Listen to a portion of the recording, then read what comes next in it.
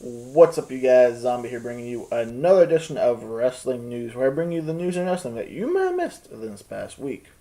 Let's start off with the first scanning being announced for the 2K17 video game.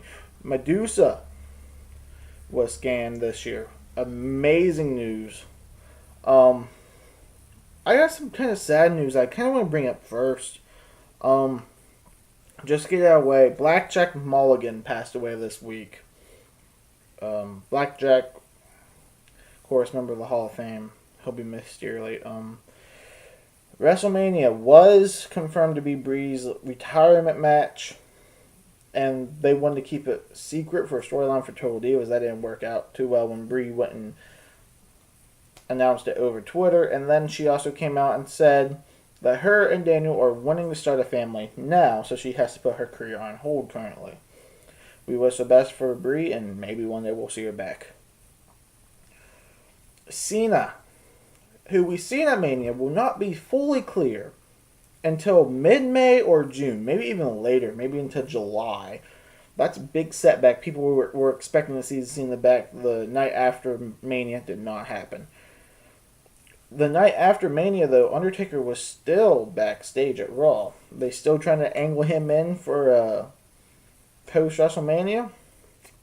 It's supposedly that he's supposed to go on tour with him over to the UK. If he will, though, I don't know. But Brock immediately, of course, flew home. They didn't want to use one of Brock's days.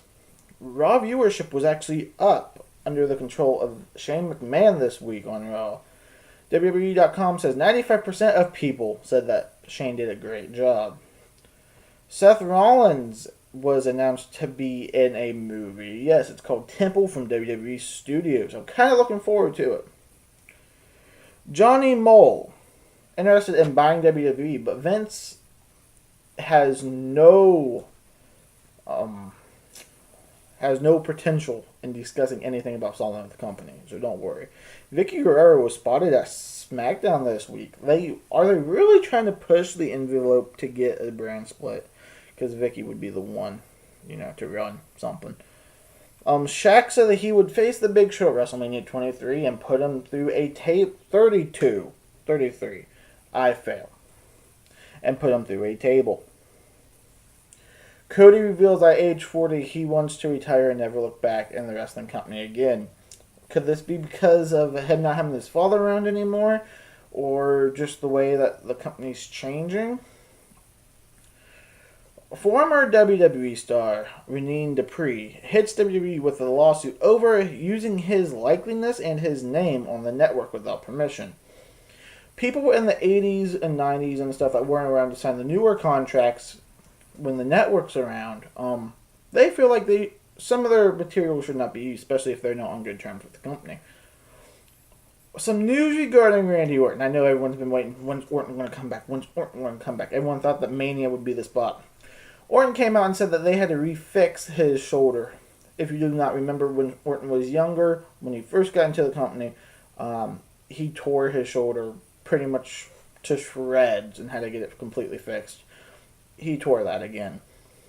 So they had to go and completely do resurgery. He went with a new doctor this time. And it said he did come out and say that it would be a little bit longer for him to return. 2 to 3 more months, maybe sooner. He didn't really give an exact estimate, but he feels like he has many years left with the company. Some Total Diva news. Renee Young, Naomi, and Maurice, yes, are added to Total Divas next season. You have to remember, Maurice just got back on TV. This explains why. Mandy Rose, Alicia Fox, and Rosa Mendez will leave Total Divas. This week's question for you, I actually have 2 of them. Who would you like to see scanned for the 2K17 video game this year? And also, do you guys think that they should change the name of Total Divas TV show to Total Women? Or something like that? Or Women's Total... I don't know. Something like that. Let me know in the comments below. And as always, watch Crack-a-Lack and Zombie Snack. And catch you guys later.